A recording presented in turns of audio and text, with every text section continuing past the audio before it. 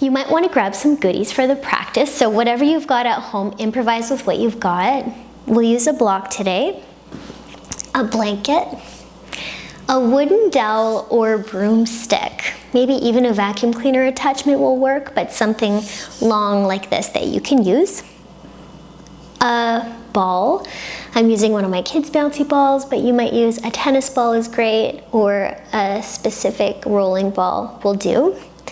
And I wanted to share with you one of the things in my toolkit that I have used for almost a decade daily to care for my feet.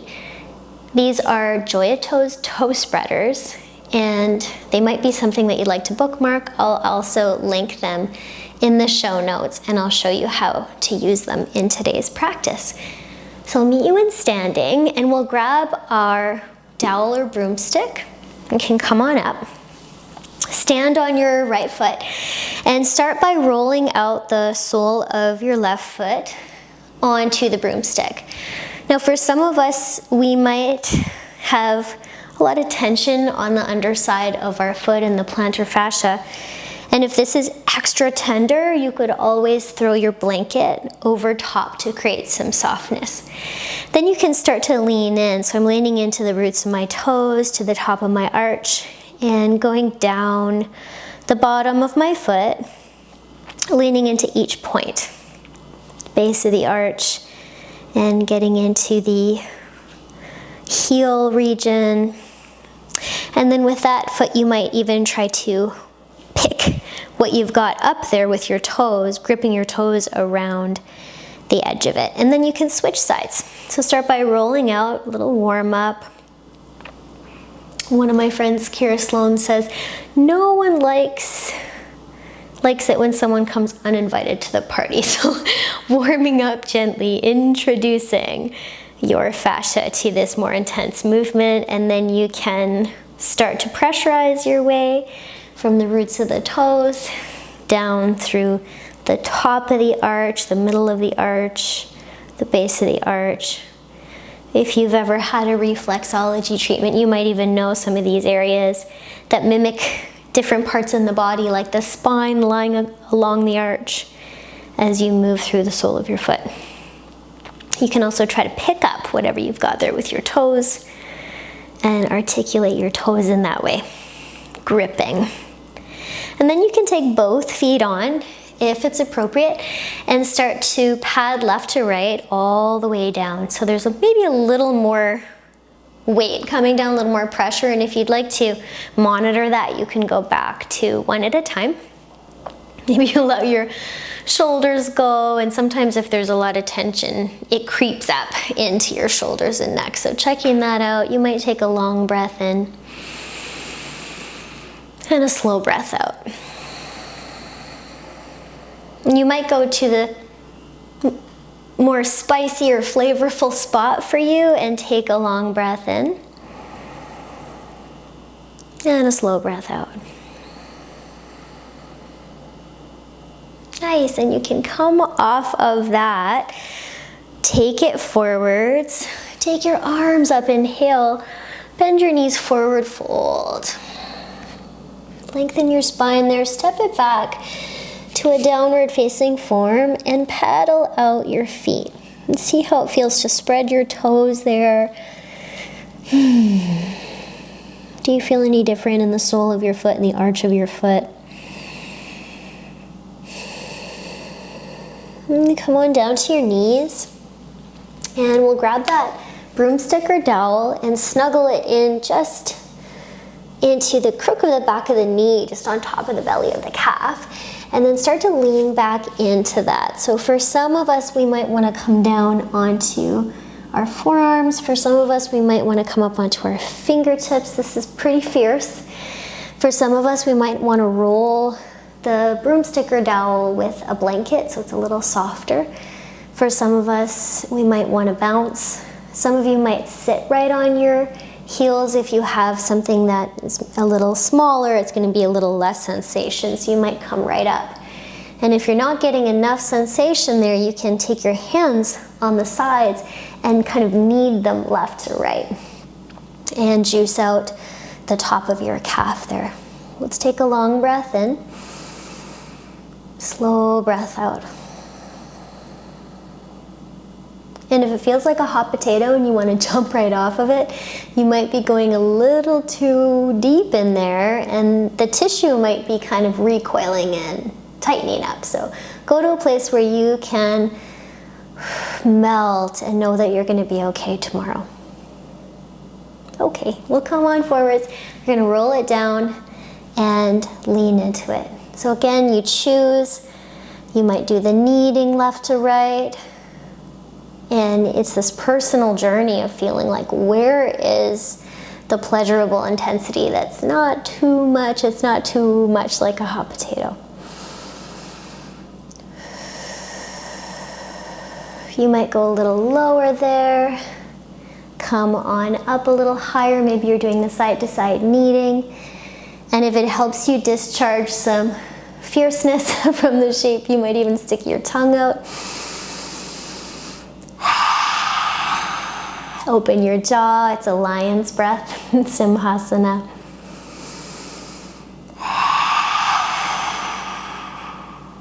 Or you might not. So then you can shift down, go below your belly of your calf and do that side to side movement. Press down, kneading through the back line of your legs. And keep going, go all the way down through your Achilles.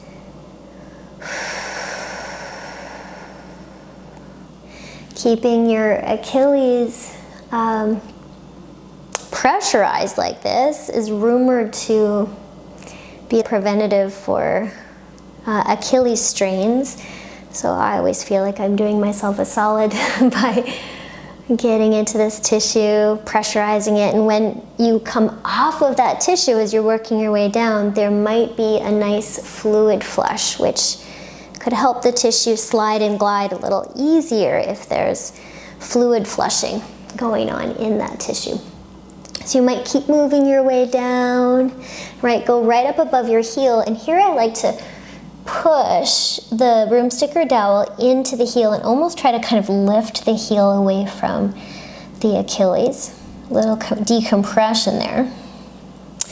And then back to release that out. You can take your prop beside you, step back into your down dog, and pedal out your feet. Breath in, breath out, and see if your down dog is a little different now. You can sink your heels back and down. You might have bent knees. Taking a slow breath in, and this time a long breath out.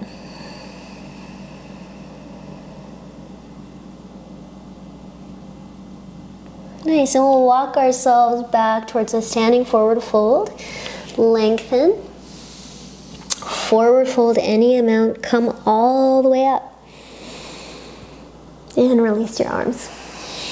And grab your ball. We'll go back to our left foot and start to pressurize the arch of your foot into the ball. What I love about this stuff is it's so good. It's so good, but sometimes you just need permission and somebody to do it with. Otherwise, you don't do it, right? So you're supporting me to do this a little more by sharing this session with you. And I'm hoping that this gives you permission to get into this stuff a little bit more. So you can really apply as much weight as you want. You might be rolling a little bit softer, or you might be really pressurizing. I really like to curl my toes around the ball, even feel like I can pick it up. You can try that. That's a nice way to keep some activation in your toes. You can find the inner arch, you can find the outer arch. And as you're doing this, you might get curious. Let's switch sides. About the root of your big toe, the root of your pinky toe, and the center of your heel as this trident of weight bearing that you can access to lift your arches. So your transverse arch, your medial arch in your foot. So there's an arch that runs from the top of the foot to the base, and there's also an arch that runs across the foot underneath the roots of the toes. So thinking about that lifting a little bit as you're pressurizing down, you might try to lift the ball, pick it up. That's interesting. And you can come off of that. So just take the ball over to the side. Inhale, reach up. Forward fold. Step it back to down dog. Take a breath, pedaling out your feet. Heels back and down, toes forwards and toe pads pressing into the earth.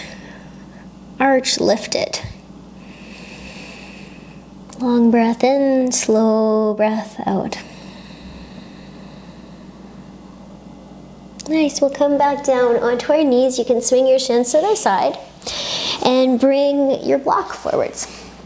Let's use our block under our left leg first. Take your ball onto the block and place your calf on top of the ball. So now you can press down your calf, your Achilles. You can roll a little up and down. Find a sweet spot, and if you like, you can take your other leg on top. So maybe you find a sweet spot where, again, it's not too much like a hot potato. You can melt in there. And then with your other foot, maybe you can move the ball to a slightly different spot. Leisurely working through a couple more spots.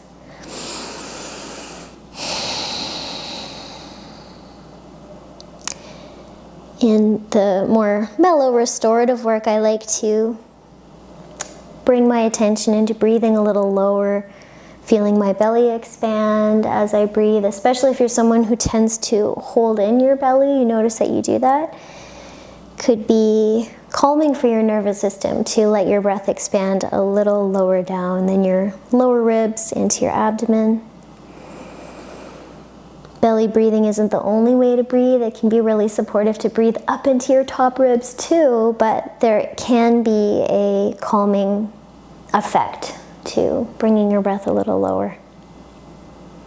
And we'll switch sides. So we'll go over to the other side. Check out those different areas. Of course, you don't have to take your other leg on top, but you might.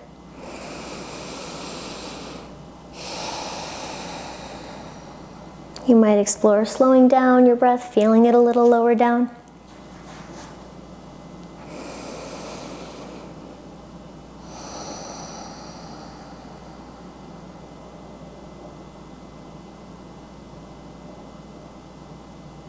Finding those pressure points, and sometimes I'll just check in with, am I really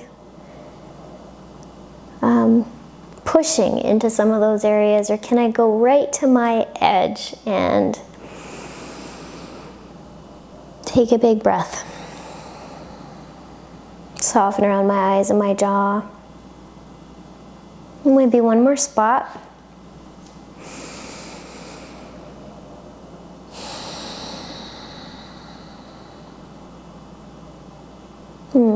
Okay, we'll come off of that.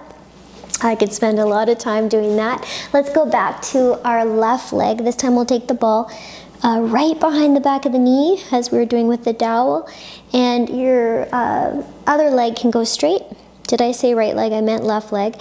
And you can interlock around your shin here and pull in. Pull your foot in closer to your sit bone as much as you like.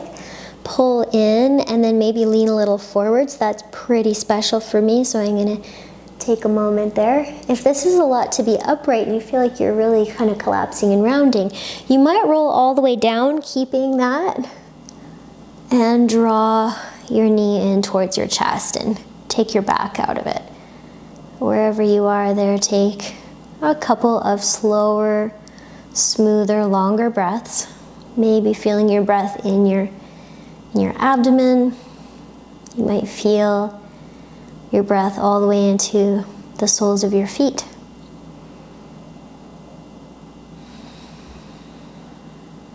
And with all this attention to our foot and lower leg, do you feel any different?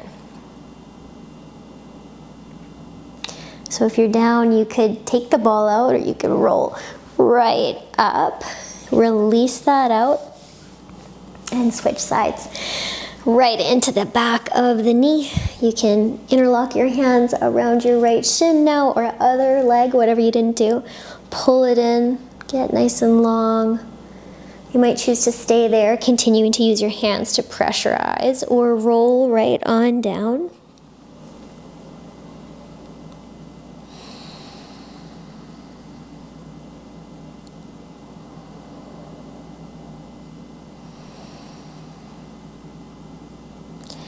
And bringing your breath into your awareness, maybe bringing the breath a little lower down, the sensation of expanding into your abdomen,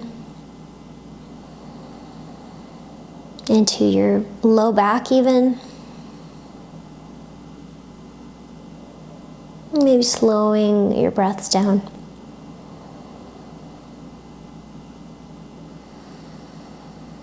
Great, so you can roll on up however you like. Take that out and cross over your shins. Either come from a tabletop and stretch out the back of one leg by tucking your toe and then doing the other, or up and back to down dog, where you can pedal it out and see if your downward facing dog, your lower part of your body is changing as you're taking this time to attend to it. If you see the fronts of your ankles are straining and they have like little ropey bits at the front, can you soften the front of your ankles? And that crease right where your foot meets your shin, can you soften it and think about the ankle bone going back away from your face and down to the earth? Really opening up the back of your knee.